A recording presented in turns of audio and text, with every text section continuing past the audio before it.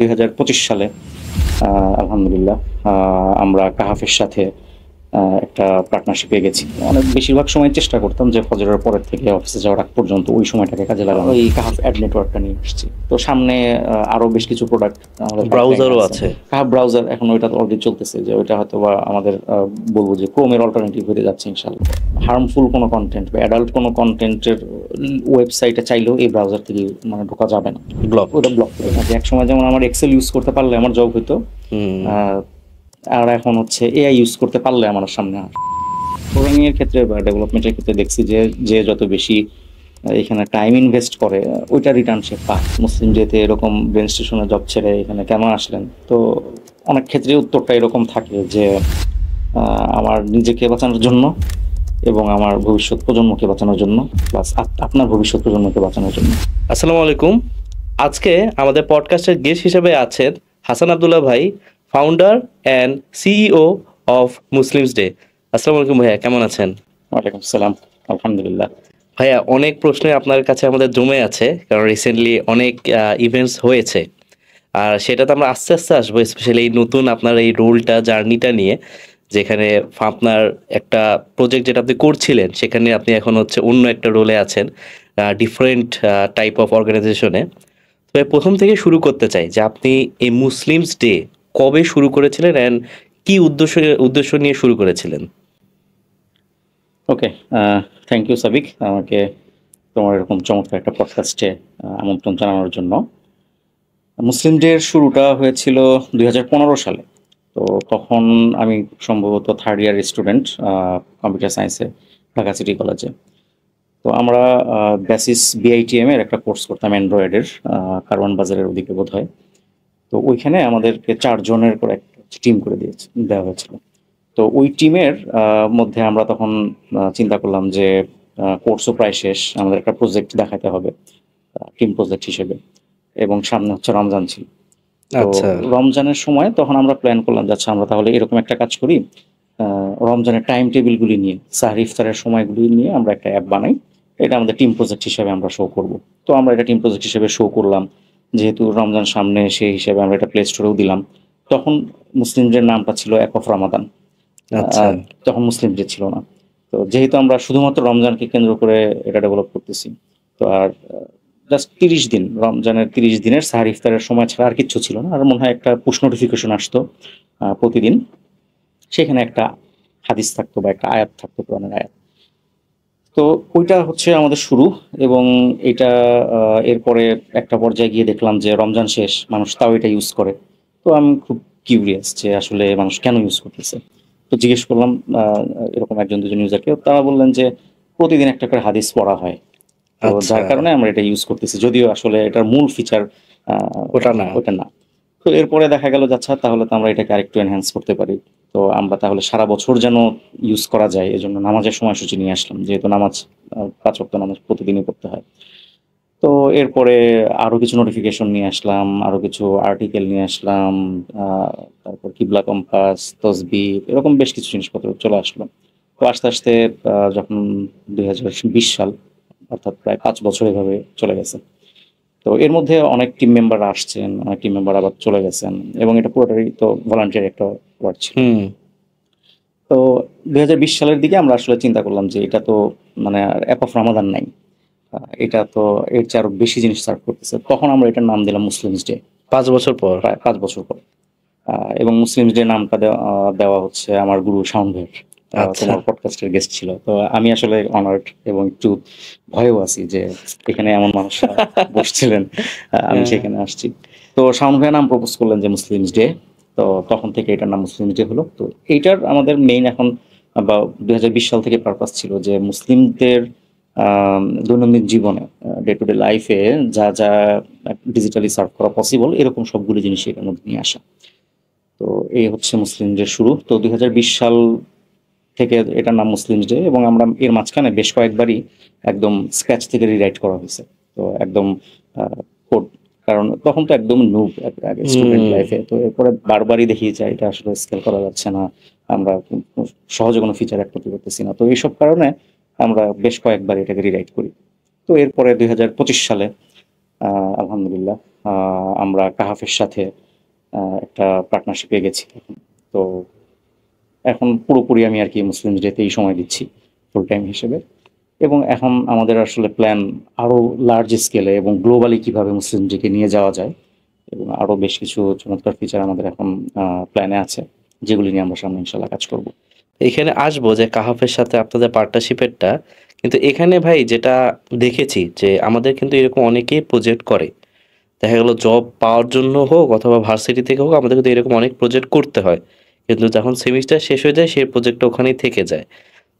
এই ক্ষেত্রে মানে আপনারা কিভাবে, কারণ আপনি তো ব্রেন স্টেশনও ছিলেন, একটা বড় সময় আপনার ওখানে যেত, তারপরও কিভাবে আসলে আপনি সময়টা বের করতেন একটা সাইড প্রজেক্টের জন্য? ওকে, এখানে এটা আসলে সুবিধা অসুবিধা দুইটাই আছে। যে আহ, আমার পার্সোনাল লাইফে আমি বলবো যে অন্য কোনো দিকে আমার এঙ্গেজমেন্ট আসলে ছিল না। আচ্ছা। অনেকেরই যেমন অনেক দিকেই থাকে, যেমন কারো অনেক খেলাধুলা পছন্দ, সে হয়তো হুম। ফিজিক্যালি নিজে খেলে, কেউ হয়তো বা খেলা দেখে, তো আরো এরকম আরো অনেক রকম হবি থাকতে পারে। তো আমার আসলে ওই রকম কোনো কিছু আসলে ছিল না। ওইটা আমার জন্য একটা প্লাস পয়েন্ট ছিল। ইভেন আমার অত ওইরকম বন্ধু বান্ধবের সার্কেল বা আড্ডা ওইটাও আসলে তুলনামূলক কম ছিল। আর মানে কাজ করতে মানে ভালোই লাগতো, মানে আমি এনজয় করতাম কাজ করতে। তো দেখা গেছে যে যখন স্টুডেন্ট ছিলাম তখন তো একটা লেভেলের কাজ, তখন দেখা যেত যে বেশিরভাগ সময়ই মুসলিম যে নিয়েই কাজ করা হতো, বা এর পাশাপাশি কিছু ক্লায়েন্টের প্রজেক্ট আমরা করতাম স্টুডেন্ট লাইফে থাকা অবস্থায়। তো ওইখানে কিছু সময় দেওয়া হতো, কিন্তু পরবর্তীতে যখন জব শুরু করলাম, প্রথম জব ছিল আমার ইনোভিওতে। ওইখানে ইনোভিও আলম হেলথে এখানে 1 বছর ছিলাম। এরপর ব্রেন স্টেশনে আমি প্রায় 7 বছর থেকে আর কি ব্রেন স্টেশন থেকে চলে আসলাম। তো এই পুরো সময়টাতেই দেখা গেছে যে অফিসের বাইরের যতটুকু সময় আছে এই পুরোটা আচ্ছা। সময়ই বলা চলে যে আমার মুসলিম ডের পিছনে গেছে। তো আরো কিছু ছোট ছোট আমাদের উদ্যোগ ছিল, যেমন মেগাম্যাক্স লার্নিং, এটা একটা উদ্যোগ। মাঝখানে আমাদের প্রোগ্রামিং পাতা নামের একটা মিডিয়ামের একটা পেজ ছিল, যেখানে আমরা লেখালেখি করতাম, পার্সোনাল ব্লগিং করতাম। তারপর আমার একটা গ্রুপও ছিল, প্রোগ্রামিং প্রবলেম ইন বেঙ্গলি।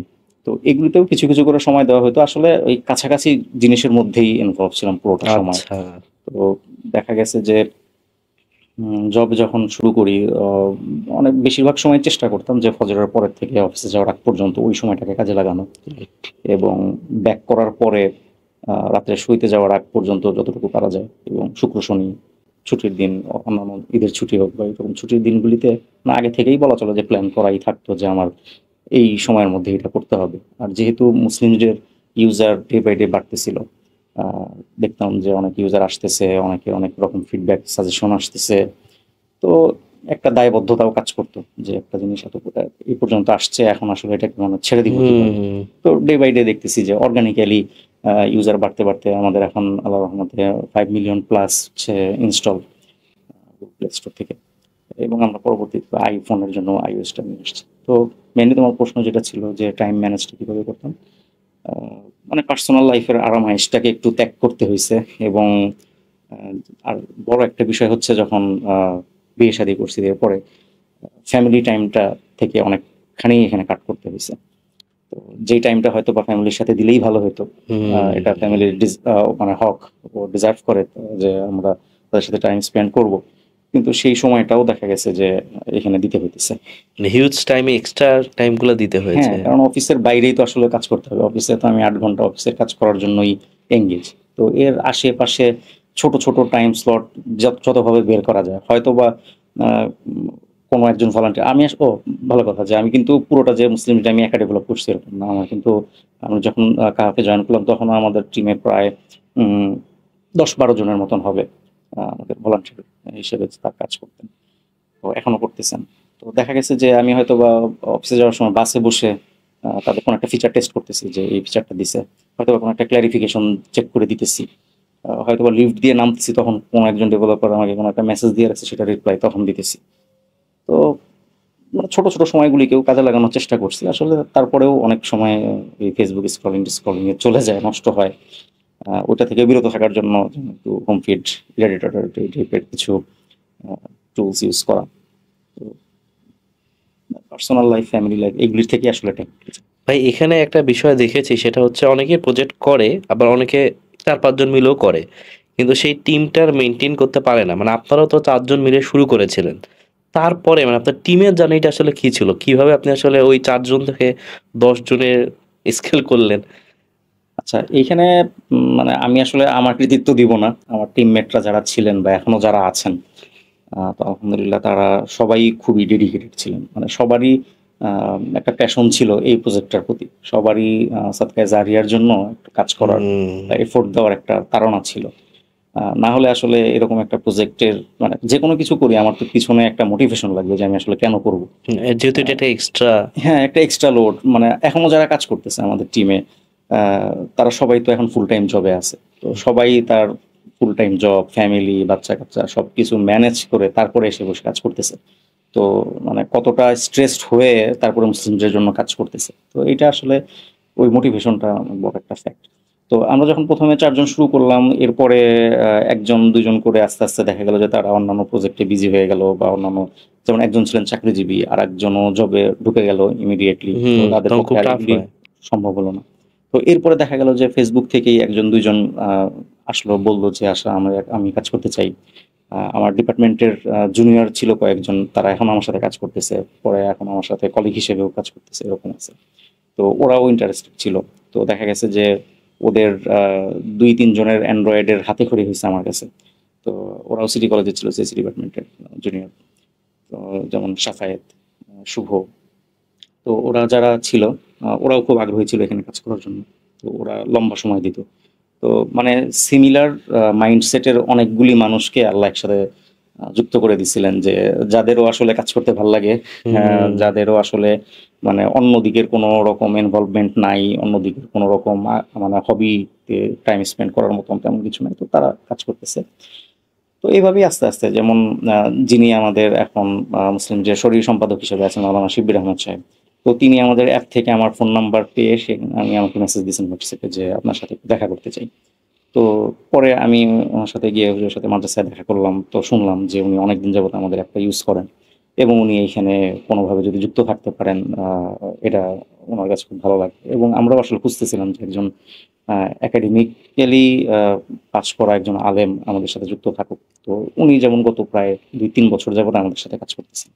তো আসলে সবাই আ নিজ আগ্রহেই আসছে। তো আমাকে তেমন কোনো মানে পেতে হয়নি। আমি জাস্ট শেষের দিকে যেটা করতাম গত কয়েক বছর যাবত আমি আসলে কোডের সেরকম বেশি এখানে কোড দেই না। আমি মেইনলি সবগুলি কম্পোনেন্টকে একজনের সাথে আরেকজনকে কানেক্ট করার মানে স্টিচ করার কাজটা মেইনলি আমি করি।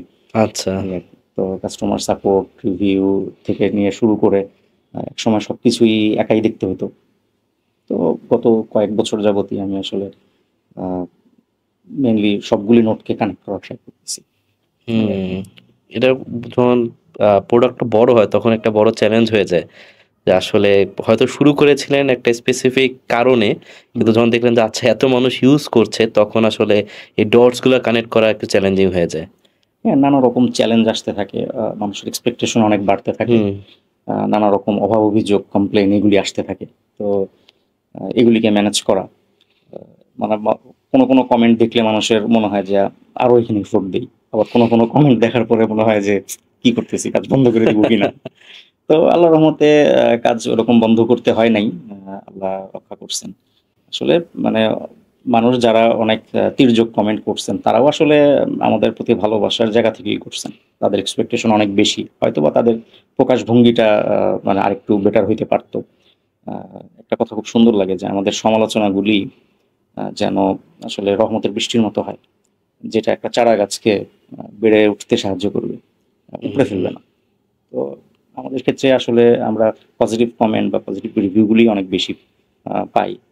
তো এগুলি আমাদেরকে সামনে আগায় যেতে সাহায্য করে। আবার যেগুলি কিছু ইমপ্রুভমেন্টের আ উম ফিডব্যাক আসে, সেগুলিকেও আমরা আমলে নেই। এবং আমরা মানে রেগুলারলি যেটা চেষ্টা করতাম যে কাস্টমারদের বা ইউজারদের ফিডব্যাক গুলিকে আমলে নিয়ে পরবর্তীতে তাদেরকে সম্ভব হলে জানানো যে আপনি এই একটা সাজেশন দিয়েছিলেন, এটা কিন্তু আমরা করছি।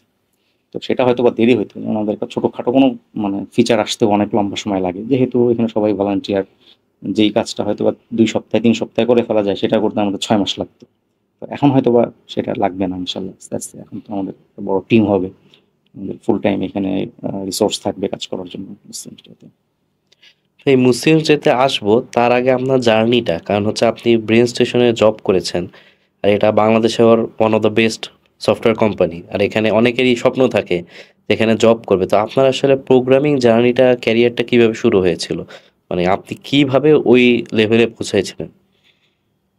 আচ্ছা, এটাও একমাত্র আল্লাহর রহমত, এছাড়া তেমন কিছু না। কারণ আমি যখন ফার্স্ট সিএসসিতে ভর্তি হলাম, সিএসসিতে ভর্তি হওয়ার পর স্যার জিজ্ঞেস করলেন ফার্স্টের দিন যে তোমরা কে কেন ভর্তি হয়েছো এখানে। তো আমার উত্তর ছিল যে স্যার কোথাও চান্স পাই নাই, তাই এখানে ভর্তি হয়েছি, কোনো ইউনিভার্সিটিতে চান্স হয় নাই। আসলে এই সায়েন্স নিয়ে পড়ার ইচ্ছা ছিল না, কম্পিউটার সায়েন্স তো দূরে থাক। তো যাই হোক, এটাও আসলে শাওন ভাইয়ের কৃতিত্ব। শাওন ভাই আমাকে একদম অন্য জায়গার থেকে, অন্য লাইন থেকে এনে বলছে যে আচ্ছা তুমি এটা পড়ো, আহ, এটা তোমার জন্য ইনশাল্লাহ ভালো হবে। তো কম্পিউটার সায়েন্স পড়া শুরু করার পরের থেকে প্রোগ্রামিংটা ভালো লাগা শুরু করলো, এবং এইটা এক সময় অ্যাডিকশনের লেভেলে চলে আসলো। যদিও খুব ভালো প্রোগ্রামার বা প্রবলেম সলভার ছিলাম না, কিন্তু চেষ্টা করতাম, একটু লেগে থাকার চেষ্টা করতাম। তো যখন ভার্সিটির শেষের দিকে আসলাম, থার্ড ইয়ার ফোর্থ ইয়ার, তখন চিন্তা করলাম, এর মাঝখানে আরও কিছু উদ্যোগ ছিল, মেগামার্স লার্নিং এর কিছু উদ্যোগ ছিল, আমাদের আলাদা একটা অফিস ছিল, তো মনে করছিলাম আমরা আলাদা কোম্পানি দিব। কিন্তু সে জায়গা থেকে ফিরে এসে আমরা মনে করলাম না, আমরা এখন জব করি। তখন আমাদের যেটা আমার পার্সোনাল যেটা প্ল্যান ছিল যে এখন যেহেতু থার্ড ইয়ার বা ফোর্থ ইয়ারে আসি, আমি তখন ব্লগ লেখা শুরু করলাম। ব্লগ লেখার উদ্দেশ্যই ছিল যে না, আমার তো চাকরিতে ঢুকতে হবে, চাকরিতে ঢোকার জন্য তো আমার প্রিপারেশন নিতে হবে। তো হুম। প্রিপারেশনটা আসলে পাকাপোক্ত হচ্ছে কিনা, এইটার একটা মানে প্রুফ বলতে পারি, যে আমি যদি বুঝায় বলতে পারি এবং মানুষজন যদি সেটা পড়ে আসলেও বুঝে যে আমি আসলে কি বুঝাতে চাচ্ছি, তার মানে আমি আসলে জিনিসটা বুঝছি।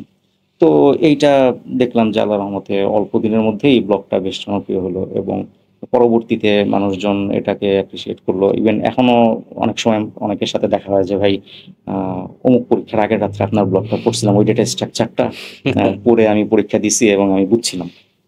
এবং এটা আমি টাইম টু টাইম ফিডব্যাক নিতাম যে আসলেও আপনি বুঝতে পারতেছেন কিনা আমাদের এই ব্লগটা লেখা। তো এটা আমার একটা বড়, বলবো যে এই ব্লগিং করাটা এটা একটা বড় ইফেক্ট ছিল আমার পরবর্তী ক্যারিয়ারের ক্ষেত্রে। কারণ যখন আমি ইনোভিওতে ইন্টারভিউ দিলাম ফার্স্ট জবের জন্য, তো ওইখানেও এইটার একটা একটা প্লাস পয়েন্ট ছিল যে আচ্ছা। আমি লেখালেখি করতেছি এবং কমিউনিটিতে কন্ট্রিবিউট করতেছি, এবং আমি যেহেতু মানুষকে বুঝাইতে পারতেছি, মানুষজন এটা বুঝতেছে, তার মানে হয়তো বা আমিও কিছুটা বুঝতেছি। তো সেখান থেকে আমার ইনোভিওর জবটা হলো, ওইখানে 1 বছর থাকার পরে এরপরে যখন ব্রেন স্টেশনের জন্য অ্যাপ্লাই করলাম, আমার শুরু থেকেই ক্যারিয়ার শুরু থেকে আমি অ্যান্ড্রয়েডে ছিলাম। তো এইখানেও অ্যান্ড্রয়েডের জন্য অ্যাপ্লাই করলাম, এবং আমার কাছে বেশ মানে ভালোই মনে হয়েছিল যে আসলে ইন্টারভিউর মতো মনে হয় নাই অনেকটা। তো ওইখানে পার্থ ভাই ছিলেন আর আরেকজন সিনিয়র ভাই ছিলেন, তারা আমার ইন্টারভিউ করছিলেন। তো ওই ইন্টারভিউটা আমার কাছে একটা স্মরণীয় ইন্টারভিউর মতন ছিল। ওইটা আমার কাছে মনে হতেছিল যে ওনারা আমার সাথে আলাপ করতেছেন এবং আমি যেখানে আটকে যাচ্ছি বা আমি পারতেছি না, আমাকে ধরায় দিচ্ছেন। তো পরবর্তী লাইফে এই যে গত 7 বছর যাবৎ ব্রেন স্টেশনে আমি হয়তো বা বিভিন্ন সময়ে ছোটোখাটো টুকটাক ইন্টারভিউ নিছি, বা রিক্রুটমেন্টের সাথে জড়িত ছিলাম, আমি ওই ইন্টারভিউটাকে ফলো করার চেষ্টা করতাম। কারণ এর আগে কিছু ইন্টারভিউতে আমার একটু বাজে এক্সপিরিয়েন্স ছিল। তো যার কারণে ব্রেন স্টেশনের ওই ইন্টারভিউটা আমার কাছে ভালো লাগাতে, তো আমিও মানুষদের কিছু ইন্টারভিউ মানে করতাম। ভালো যে লাগার কারণ কি ছিল? ওই যে বললাম যে আমি হয়তো বা কোথাও আটকে গেছি, আমাকে একটু ধরাই দিচ্ছেন, আচ্ছা। বা আমি এটা পারি নাই, ভুল বলছি, আমাকে বললো ভাইয়া এটা বোধহয় এরকম, আপনি একটু দেখে নিন। আপনি শিখতে পারছিলেন? আমি শিখতেছিলাম, মানে মনে হইতেছিল যে বড় ভাইদের হুম। সাথে একটা আমি আলোচনায় বসছি, ওনারা আমাকে ধরাই দিচ্ছেন, কোনো রকম আমাকে রিমান্ডে নিচ্ছেন না, ইন্টারোগেশন করতেছেন না, আহ, এটা আর কি ফিল হয়েছিল। তো যাই হোক, ওইটা আমার কাছে খুব সহজ জার্নি ছিল যে আমি অ্যান্ড্রয়েডে যেহেতু এর আগে 1 বছর কাজ করা হয়েছে, তো ওই এক্সপিরিয়েন্সে ব্রেন স্টেশনের জার্নিটা আমার জন্য সহজই ছিল। তো এর পরবর্তীতে তো ব্রেন স্টেশনের সুবাদে আলহামদুলিল্লাহ বেশ কিছু বড় বড় প্রজেক্টে কাজ করার সুযোগ হয়েছে। যেমন আমার শুরুর দিকের প্রজেক্টগুলি ছিল হচ্ছে পিকাবুর ই কমার্স অ্যাপটা, পিকাবু, অ্যারিস্টো ফার্মা, ইনসেপ্টা, লাজ ফার্মা, এগুলি। এবং সর্বশেষ আলহামদুলিল্লাহ যে মাই জিপি অ্যাপে আমার গত 3 বছর কাজ করার সুযোগ হয়েছে। তো এইটা আমার লাইফের অনেক বড় একটা পাওয়া বলবো আমি, যে আমার ক্যারিয়ারের জন্য এখান থেকে যে পরিমাণ জিনিসপত্র শেখার সুযোগ হয়েছে, এইটা আমার পরবর্তী লাইফে ইনশাল্লাহ অনেক কাজে দেবে। তো এই ক্ষেত্রে মানে যারা প্রোগ্রামিং শিখে, একটা হিউজ সেক্টরের মানুষ হচ্ছে ওয়েব ডেভেলপমেন্ট সিলেক্ট করে, যেটা আমরা এখন দেখি মোবাইল ডেভেলপার খুবই কম। আর আমি ঠিক জানি না কমিউনিটিটা কত বড়। মানে আমার একবার কথা হচ্ছিল আমাদের মোবাইল ডেভেলপারের সাথে যে ওয়েব ডেভেলপাররা আটকায় গেলে অনেক জায়গায় সাপোর্ট পায়, অনেক গ্রুপ আছে, প্রত্যেকটা স্ট্যাকের আলাদা আলাদা অনেক হিউজ মেম্বার আছে। তো এই ক্ষেত্রে মোবাইল ডেভেলপারের কমিউনিটিটা আমি জানি না আসলে কতটা স্ট্রং। আর হচ্ছে আপনি এটা চুজ করেছিলেন কেন যে মোবাইল ডেভেলপার হব? ওকে, এখানেও বলবো শাওন ভাই বলছে তাই। হ্যাঁ, আহ, না, তখন আসলে আমাদের যেটা চিন্তা ছিল যে আমরা তো মেগামাইন্ডস লার্নিং নিয়ে, মেগামাইন্ডস লার্নিং বা মেগামাইন্ডস টেকনোলজি এইরকম একটা উদ্যোগ নিয়ে আমরা চিন্তা করতেছিলাম যে আমরা ক্লায়েন্টের কাজ করব। তো ওই লেখালেখি বা কমিউনিটিতে অ্যাক্টিভ থাকার সুবাদে কিছু ক্লায়েন্টের প্রজেক্ট আসতো, তো শাওন ভাইয়েরও কিছু প্রজেক্ট আসতো। তো তখন শাওন ভাই বললেন আমি তো পিএইচপি নিয়ে কাজ করতেছি ওয়েবে, ওয়েব ডেভেলপমেন্টে। তো এখন তো মানুষের আসলে ওয়েবের পাশাপাশি অ্যান্ড্রয়েড অ্যাপও চায়, তো তুমি তাহলে অ্যান্ড্রয়েড অ্যাপ শিখো। আচ্ছা। তো এই হচ্ছে অ্যান্ড্রয়েড অ্যাপ শেখা, যে আমরা একসাথে কাজ করব। উনি শাওন ভাই হচ্ছে ওয়েব ডেভেলপমেন্ট করবেন বা এপিআই লিখবেন, আর আমি হচ্ছে অ্যান্ড্রয়েড অ্যাপের সাপোর্ট দিব। এইভাবে আমরা ক্লায়েন্টের প্রজেক্ট করব। এইভাবে আলহামদুলিল্লাহ আমরা একটা দুটো প্রজেক্ট করছিলাম। আহ, উম, তো এরপরে আসলে আর ওইটা কন্টিনিউ সেভাবে হয় নাই, মানে আমরা একসাথে আর কাজ করা কন্টিনিউ এতদিন পর্যন্ত হয় নাই। এখন আবার হইতেছে কাহকের সুবাদে, তো আমরা এখন তো কলিগ একসাথেই কাজ করি।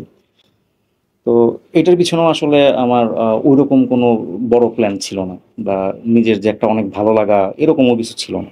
তো ভাইয়া বলছে ঠিক আছে, দেখলাম, দেখা শুরু করলাম। আমার মনে পড়ে যে অ্যান্ড্রয়েডের আমার হাতে খড়ি হয় জুলকার নাইন মাহমুদ ভাইয়ের অ্যান্ড্রয়েডের টিউটোরিয়াল দেখি। তো ভাইয়া তো এখনো বোধহয় গুগলেই আছেন। তো ভাইয়ের প্রতি আমি আসলে কৃতজ্ঞ যে আমার প্রথম অ্যান্ড্রয়েডের হাতে খড়িটা ওনার ভিডিও দেখে হয়েছিল, ইউটিউবের ভিডিও। তো এত সুন্দর করে ভাইয়া দেখাইছিলেন। তো এরপরের থেকে অ্যান্ড্রয়েডের প্রতি ভালো লাগা আসছে, এবং ওয়েবের প্রতি আর ভালো লাগাটা তৈরি হয় নাই। বেশ কয়েকবারই আমি পিএইচপি দেখার চেষ্টা করছি, কিন্তু খুব একটা সামনে আগাতে পারিনি। এই আর কি। আর কমিউনিটি বলবো যে হ্যাঁ, ওয়েবের তুলনায় মোবাইল অ্যাপ ডেভেলপমেন্টের ডেভেলপারের সংখ্যা তুলনামূলক কম। আহ, এটা ওয়েবে যতটা বিস্তৃত বা যতটা স্ট্যাক, মোবাইলে তো সেরকম না, তবে আস্তে আস্তে বাড়তেছে। এখন তো মোবাইলেও মানে মোবাইল অ্যাপ ছাড়া তো এখন আর আসলে কোনো সলিউশন তেমন একটা হয় না, হুম, মোবাইল অ্যাপ তো সাথে থাকেই। এই ক্ষেত্রে অপরচুনিটিও আছে যেহেতু হচ্ছে ওই মোবাইল যেটা বললেন লাগেই, সবখানেই লাগে, কিন্তু দেখা গেলো যেহেতু ডেভেলপার কম, সো যারা ভালো ডেভেলপার তাদের একটা এক্সট্রা ডিমান্ড তো থাকেই। হ্যাঁ, ডেফিনেটলি এটা আসলে মোবাইল ওয়েব যে কোনো জায়গায় বলি যে এখন যদি এভারেজ ডেভেলপার হই আমি, তাহলে আমার ডিমান্ড হবে একরকম। আবার আমি যদি একটু এক্সট্রা অর্ডিনারি হই, তাহলে তো আমার ডিমান্ড হবে আরেক রকম। তো এই জন্য মানে সবারই তো চেষ্টা থাকে যে এক্সট্রা অর্ডিনারি হওয়ার, এখন সেটার জন্য আসলে একটু এফোর্ট দেওয়া, আল্লাহর কাছে চাওয়া, আল্লাহ যেন সহজ করে দেন, এবং আমার সর্বোচ্চ চেষ্টা করা। সর্বোচ্চ চেষ্টা করার পরে আমার অবস্থান যেরকম হবে, ঠিক আছে, সেটাই আল্লাহর কাছে মানে ওইটার জন্য সন্তোষ প্রকাশ করা যে আল্লাহ আমি হ্যাপি, এবং মানে ক্রমাগত চেষ্টা চালায় যাওয়া যে আমি আসলে আরেকটু বেটার কিভাবে করতে পারি, আরেকটু আমার টাইম ম্যানেজ কিভাবে করতে পারি। তো আসলে প্রোগ্রামিং এর ক্ষেত্রে বা ডেভেলপমেন্টের ক্ষেত্রে দেখছি যে যে যত বেশি এখানে টাইম ইনভেস্ট করে, ওইটা রিটার্ন সে পায়। এবং শুরুর দিকে মানে দেখবে না যে যে কোনো সাবজেক্টেই ভার্সিটিতে কিছু ছেলেপেলে থাকে যে খুব মনোযোগ দিয়ে পড়াশোনা করতে থাকে শুরু থেকেই, হুম, এবং কিছু ছেলেপেলে থাকে যে একটু ঘোরাফেরা, খেলাধুলা এসব নিয়ে খুব বেশি ব্যস্ত থাকে। তো ওইখান থেকে কিন্তু আস্তে আস্তে একদিন একদিন একদিন একদিন করে কিন্তু তাদের মধ্যে পার্থক্যটা তৈরি হয়। তো এইটাই আর কি যে আমরা যদি আসলে আরো বেটার হতে চাই, এভারেজের চেয়ে আর একটু বেশি হতে চাই, তো সেক্ষেত্রে মানে প্রতিটা মুহূর্তের কাজে লাগানোর আসলে বিকল্প নাই। আমার কাছে আর কি অ্যাটলিস্ট এরকম মনে হয়। অনেকে আছে যে অল্প এফোর্টে অনেক বেশি মানে আউটপুট আসে, তো আমার ক্ষেত্রে ব্যাপারটা ওরকম ছিল না। তো আমি এটা আমার বিভিন্ন ব্লগেও বলতাম যে আমার মেধা বা যোগ্যতা অত বেশি না, জন্য মানে আমি ওরকম তুখোড় মেধাবী বা আমার ধারালো ব্রেনের অধিকারী না। তো আমার ধারে কাটবে না, তো আমি ভারে কাটবে আর কি। যে ওজনে কাটবে, যেরকম একটা ছুরি যদি ভোতা হয়, তো সে অ্যাটলিস্ট তার ওজনেও কিছুটা কাটবে। তো ওইটা হুম। আর কি চেষ্টা চালায় যাওয়া। এই ক্ষেত্রে আপনার ক্ষেত্রেও দেখেছি আর অনেক ডেভেলপার যাদেরকে এখন দেখি আলহামদুলিল্লাহ সাকসেসফুল, যে তাদের লাইফে তারা যখন শুরু করে তাদের ক্যারিয়ারটা একটা প্রজেক্ট থাকে, মানে যখন শিখছে তখন একটা প্রজেক্ট করছে, আর একটা মিনিংফুল প্রজেক্ট করছে। মানে আমাদের এখন অনেকের এইমটাই থাকে জাস্ট মানি, মানে যখন শুরু করে পুরাটা টাকা আর্ন করবে, আর শিখার জন্য দেখা গেলো ওই রকম প্রজেক্টই করে হয়তো, যেটা হচ্ছে কোনো মতে আমার সিভিতে দিতে হবে, এইটাই উদ্দেশ্য থাকে। তো আমি দেখেছি যারা আপনার মতো বা কোনো একটা স্পেসিফিক মোর মানে ড্রিভেন গোল ড্রিভেন একটা পারপোজ থাকে, তারা কিন্তু ওই প্রজেক্টটা সময় দিতে দিতে অনেক কিছু শিখা হয়ে যায়। মানে মূল উদ্দেশ্য থাকে না যে ওটা করবে, কিন্তু তার মূল উদ্দেশ্য থাকে এই প্রজেক্টটা করতে করতে আচ্ছা এইটা শিখতে হবে, তাহলে আমি টিউটোরিয়াল দেখবো ওই বিষয়টা, তারপর এইটা ইমপ্লিমেন্ট করতে করতে তার অনেক নলেজ হয়ে যায়। তো এই ক্ষেত্রে যারা এখন লার্নার আছে তাদের জন্য আপনার সাজেশনটা কি? মানে এইটা আমি খুব রেয়ার দেখি আজকাল, মানে অত দেখি না আগের মতো। হ্যাঁ, আসলে মানি তো আমাদের একটা গুরুত্বপূর্ণ বিষয়, এবং এটার মোটিভেশনটা অনেক স্ট্রং, যে মানি। কিন্তু যদি সুযোগ থাকে যে হ্যাঁ, স্টুডেন্ট লাইফে আমার এত টাকা না হইলেও চলে, তো সেই ক্ষেত্রে আমি একটু লার্নিংয়ে ফোকাস করি। এখন তো যে এআই টিআই এর অনেক কিছু আসছে, এখন তার মানে কি আমি আসলে সব কিছু এআই দিয়ে কোড জেনারেট করে আমার সিভি ভারী করতে থাকবো? তাহলে তো আসলে হইলো না। তো এআই যেখানে দরকার সেখানে ইউজ করব। যেখানে আমি জানি যে এই কাজটা কেমনে করতে হবে, সেটা আমি লাগলে এআইকে দিয়ে আমি করায় নিলাম। কিন্তু যে জিনিসটা আমি একদম জানিই না যে কিভাবে করবে, পুরোটাই আমি এআই দিয়ে বানায় ফেললাম, ব্যাপারটা সেরকম হলে আসলে মুশকিল হবে। তো আমরা যদি আসলে টাকার দিকে ফোকাস নাও করি, যে আমরা আসলে আমাদের কাজটাকেই যদি ফোকাস করি, যে আমি যেমন মুসলিম নিজের শুরুর দিকে তো আসলে এখানে টাকা পয়সার মোটিভেশনটা খুব কম ছিল। তো একদম শুরুতে মনে হয় আমরা 1 বছরের মতন আমাদের ছিল, ওই অ্যাডমোব ছিল। কিন্তু পরে আমরা ওই হালাল হারামের প্রশ্নে অ্যাডমোবটা বন্ধ করে দিই। অ্যাডমোব আমরা রাখি না। তো ওখানে কিছু স্লাইড ডোনেশনের অপশন ছিল, আমরা ডোনেশন নিতাম। কিন্তু ওইটাও তো আসলে পরিমাণে অনেক কম। কিন্তু এখানে যারাই কাজ করছে, যারা এখানে সময় দিচ্ছেন, তারা প্রত্যেকেই তো জাস্ট তাদের চিন্তা ছিল যে আমি এটা করতেছি, এখানে ভালো কিছু হবে। কিন্তু টাকা এখানে মূল বিষয় না। কিন্তু টাকা তারা যে আসলে একেবারেই পায় নাই এমন তো না। এখান থেকে অল্প কিছু পাইছে, কিন্তু এই নলেজটা, এই স্কিলটা বা তাদের এটা তো তাদের সিভিতে আসছে এবং তাদের এটা পোর্টফোলিওতে গেছে, তাদের লিঙ্কডইনে এটা আছে। তো এই সব কিছু তো একটা পরোক্ষ একটা প্রভাব তো তার ক্যারিয়ারে আছে। তো আমার টিমের একজন আলহামদুলিল্লাহ সে রিসেন্টলি একটা জবে জয়েন করছে, সেখানে তার প্রায় 2 থেকে 2,500 ইউএসডি পার মান্থ। তো সে মুসলিমদের একজন কন্ট্রিবিউটর। তো এটা আর কি কথার কথা বললাম যে সে হয়তো বা কখনো চিন্তাও করে নাই যে আমি মুসলিম যে থেকে আমার কিছু আসবে, কিন্তু এখানের একটা লার্নিং তো তার কাজে আসছে, কিছু না কিছু তো তার আসছে। তো এই জন্য চারদিকে তো আসলে অনেক রকম সমস্যা আছে, যে অনেক রকম প্রবলেমই আমরা চিন্তা করি বা মনে করি যে আসলে এইটা সলিউশন দরকার, বা এইরকম একটা অ্যাপ থাকলে ভালো হতো, এরকম একটা ওয়েব অ্যাপ্লিকেশন থাকলে ভালো হতো, তাহলে ওটা আমরা বানায় ফেলি। ওটা হইতে পারে যে 5 জন 10 জন ওটার ইউজার।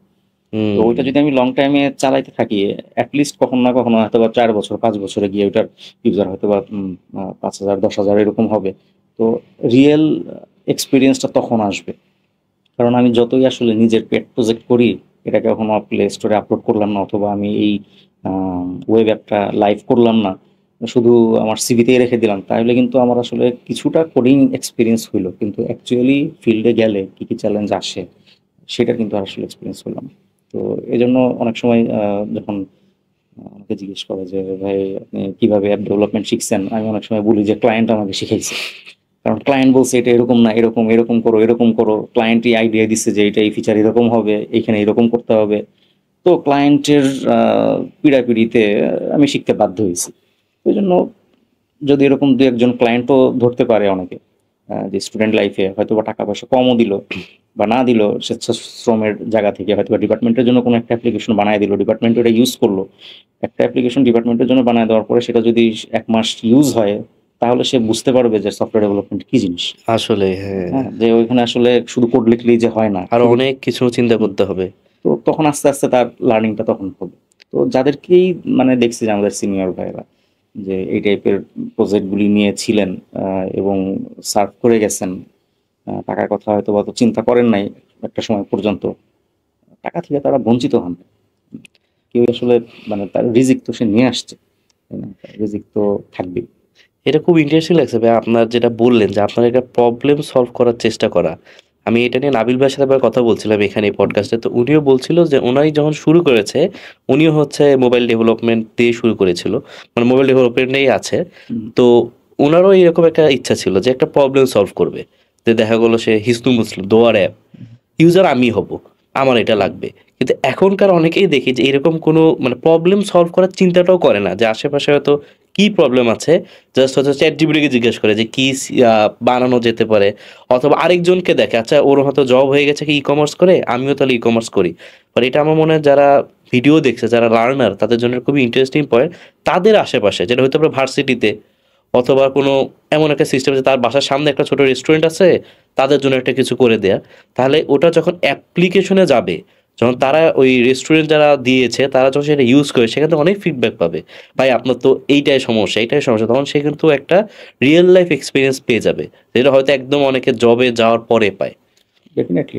আসলে ওই যে জবে যখনই কাউকে নেওয়া হয়, যিনি এমপ্লয়ার, তার তো আসলে টার্গেটই থাকে যে এই রিসোর্সটা কাজ করবেন এবং তার এখান থেকে আমি রেভিনিউ জেনারেট করব। তো এরকম যদি দুইজন ক্যান্ডিডেট থাকেন যিনি আজকে রেডি, হুম। আজকে থেকে প্রোডাকশনে তিনি কোড করতে পারতেছেন, দুজনই ফ্রেশ গ্রাজুয়েট, হ্যাঁ দুজনই ফ্রেশ গ্রাজুয়েট, কিন্তু একজন আজকে থেকে উনি সফটওয়্যার ডেভেলপমেন্টে উনি এফোর্ট দিতে পারবেন, কন্ট্রিবিউট করতে পারবেন, আর আরেকজনের হয়তো বা 3 মাস ট্রেনিং লাগবে, তারপরে গিয়ে উনি শুরু করতে পারবেন। তো এখন এমপ্লয়ার তো আসলে প্রথম জনকেই বাঁচবেন, তাই না? এজন্য আর এখন তো আসলে টেকনোলজি অনেক অ্যাভেলেবেল হয়ে গেছে, রিসোর্স অনেক অ্যাভেলেবেল হয়ে গেছে, মার্কেট আরও অনেক বেশি কম্পিটিটিভ হওয়া শুরু করছে। তো এখন কিন্তু আর মানে পাশ করে বের হওয়ার পরে, যেমন আমি একটা তথ্য শেয়ার করে রাখি যে ব্রেন স্টেশনে একসময় স্টার কোডার নামের একটা প্রোগ্রাম হতো, যে যারা পাশ করে বের হচ্ছে তাদেরকে রিক্রুট করা। তো তাদের কাছ থেকে কোনো রকম এক্সপেকটেশন থাকতো না যে তারা সফটওয়্যার ডেভেলপমেন্টের কোনো কিছু জানবে। তো তারা আসতো প্রায় 3 মাস বা 6 মাসের এরকম একটা টাইম তাদেরকে ট্রেনিং দেওয়া হতো। কিন্তু গত 1-2 বছর যাবৎ ব্রেন স্টেশনে যেটা করতেছে, যে বলতেছে যে মার্কেটে এখন প্রচুর ছেলে পেলে যারা পাশ করে বের হওয়ার সময়ই তাদের 1-2 বছরের কাজের এক্সপিরিয়েন্স থাকে। কেউ হয়তো বা পার্ট টাইম জব করতেছে, কেউ হয়তো বা ফ্রিল্যান্সিং করতেছে। তো এজন্য মানে প্রজেক্ট করতেছে ভার্সিটির। তো দেখা দেখা যাচ্ছে যে তাদেরকে আমার আর 3 মাস 6 মাসের ট্রেনিং দেওয়ার দরকার হচ্ছে না। তো এই জন্য তারা এখন কি করতেছে যে স্টার কোডার প্রোগ্রামের মধ্যেই এমন রিসোর্সদেরকেই নিতেছে যে যারা পাশ করে বের হয়েছে বা বের হবে সামনের 3 মাস 6 মাস 1 বছরের মধ্যে, এবং তাদের সফটওয়্যার ডেভেলপমেন্টের নলেজও আছে, এদেরকে নিতেছে। দেখো, এর 2 বছর আগের সাথে কিন্তু এখন তাহলে 2 বছর পরের বা 3 বছর পরের সিনারিওটাতে কিন্তু একটু স্ট্রিক্টনেস আসছে। যে আগে আমার সফটওয়্যার ডেভেলপমেন্ট ছাড়াই আমি এখানে এই সুযোগটা পেতাম, এখন এই সুযোগের মধ্যে যারা সফটওয়্যার ডেভেলপমেন্টে আগে থেকে নলেজ আছে, স্কিল আছে, তারা এখানে চান্স পাচ্ছে। তো আমরা আসলে শুধু ব্রেন স্টেশন না, অন্যান্য সব কোম্পানির ক্ষেত্রে কিন্তু এইরকমটাই, যে কে চাইবে যে আমি 3 মাস 6 মাস আমি ট্রেনিং দিব? ট্রেনিং ছাড়াই যদি আমি রিসোর্স পাই তাহলে আমার সেটাই করতে এখন হবে। স্ট্যান্ডার্ডটা বেড়ে যাচ্ছে। হ্যাঁ। তো এই জন্য আগে হয়তো বা এক সময় যারা মাইক্রোসফট ওয়ার্ডে কাজ করতে পারতেন বা এক্সেলে কাজ করতে পারতেন তাদের জব ডিমান্ড ছিল অনেক বেশি। তো এখন কি আসলে মাইক্রোসফট ওয়ার্ড জানি, এই স্কিল দিয়ে আমার এখন জব হবে কিনা? তো এটা ধরেই নেওয়া হচ্ছে পারবে। তো এটা এখন আসলে কোনো ওরকম স্কিল সেটের মধ্যে পড়ে না। তো এক সময় প্রোগ্রামিং ছিল বা এখনো আছে যে প্রোগ্রামিং জানলে এখানে জব হবে। তারপরে এক সময় বা এখন যেমন আস্তে আস্তে এই সময়টা সামনে হয়তো আসতেছে যে এআই ইউজ করতে জানতে হবে, তাই না? যে এক সময় যেমন আমার এক্সেল ইউজ করতে পারলে আমার জব হইতো, হুম। আহ, আর এখন হচ্ছে এআই ইউজ করতে পারলে আমার সামনে আর হয়তো বা জব হয়তো হবে। কিছুদিন পর ওটা নর্মাল হয়ে যাবে হ্যাঁ, যে ওটা নর্মাল হবে যে হ্যাঁ তুমি সবাই পারে। সবাই পারে, এবং তোমার বেসিকও থাকা লাগবে, এবং তোমার এআই কোড দেখে বুঝতেও হবে যে এই কোডটা ঠিক আছে কিনা, এটা এর কোনো রকম ঝামেলা আছে কিনা, বা ও যে সলিউশন দিছে এটা ঠিক আছে কিনা, ওইটা বোঝারও ক্ষমতা থাকা লাগবে। এবং ওকে ইউজ করে তোমার 3 দিনের কাজ 1 দিনে বা 6 দিনের কাজ 4 দিনে 3 দিনে করার ক্যাপাবিলিটিটাও থাকতে হবে। তো আস্তে আস্তে কিন্তু টাফ হইতেছে জিনিসগুলো। তো এই জন্য সময়কে কাজে লাগানোর আসলে বিকল্প নাই। এবং স্টুডেন্ট লাইফ থেকেই অ্যাটলিস্ট যারা অনেক বড় কোম্পানিতে টার্গেট না করবে, যারা আমার মতন এভারেজ স্টুডেন্ট বা এভারেজ প্রবলেম সলভার বা বিলো এভারেজ আমার মতন, তারা আসলে মনে হয় 3rd ইয়ার 4th ইয়ার থেকেই একটু এই প্রজেক্ট এর লাইনে চিন্তা করতে পারে, যেন অ্যাটলিস্ট আমার কাছে কিছু স্কিল থাকে যে স্কিলগুলি আমি বলতে পারি। অনেককেই দেখা যায় যে নক দেয় যে ভাই আমি গ্র্যাজুয়েশন শেষ করছি, আমার একটা জব দরকার। এখন যখন জিজ্ঞেস করা হয় যে ভাই আপনি আসলে কোন স্কিল সেট আছে, তাহলে আমি সেভাবে রেফার করতে পারি, তখন আসলে খুঁজে যে আসলে আমি মানে পাশ করে বের হইছি, এইটা দেখার চেষ্টা করছি, ওইটা দেখার চেষ্টা করছি, আসলে তেমন কিছু করা হয় নাই। তো এরকমটা হইলে না সমস্যা, তাইলে আসলে আমি তো বুঝতেছি না তাকে আমি কোথায় কানেক্ট করাবো। তো সে যদি অ্যাটলিস্ট বলতো যে হ্যাঁ আমি এই ABC স্কিল আমার আছে, হ্যাঁ আমি গ্রাফিক্স ডিজাইন ভালো পারি, যদিও CSC পড়ছে আমার গ্রাফিক্স ডিজাইনের নলেজ ভালো বা UI UX আমি ভালো বুঝি, তাহলে ঠিক আছে সেখানে নয় কানেক্ট করে দেওয়া যায়। তো অ্যাটলিস্ট কিছু না কিছু আসলে নিজের ঝুলিতে রাখা, যারা পাশ করে বের হচ্ছে, বের হওয়ার আগেই, বের হওয়ার পরে তো আসলে সাথে সাথে জয়েন করতে হবে। যেমন আমার একটা বড় তাড়না ছিল যে আমি জানতাম যে আমি অত সালে পাশ করে বের হব এবং তার কাছাকাছি সময়ই আমার বাবার হচ্ছে রিটায়ারমেন্টে যাবে এবং আমি ফ্যামিলির বড় ছেলে, আমার হচ্ছে জব লাগবে।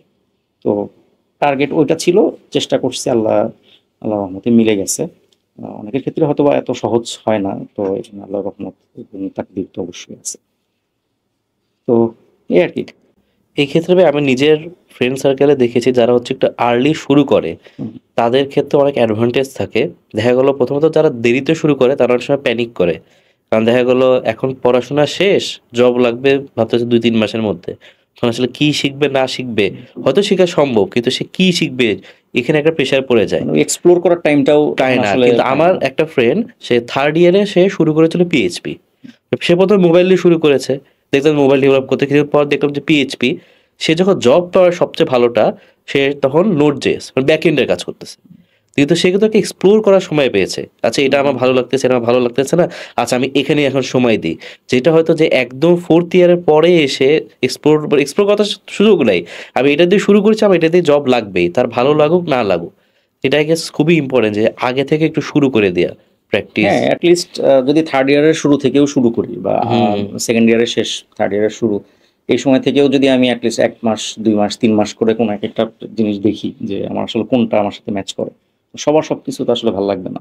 যেমন আমি ব্রেন স্টেশনে থাকা অবস্থায় আমাকে জাভাস্ক্রিপ্টের একটা প্রজেক্ট দিছিল রিয়াক্ট হুম, নেটিভ দিয়ে করার জন্য। তো আমি অনেক চেষ্টা করছিলাম কিন্তু আমার আসলে ভালো লাগাতে পারিনি। তো অনেকের কাছে আবার রিয়াক্ট নেটিভ খুবই ভালো লাগে, হুম, নেটিভ অ্যান্ড্রয়েড ভালো লাগে না।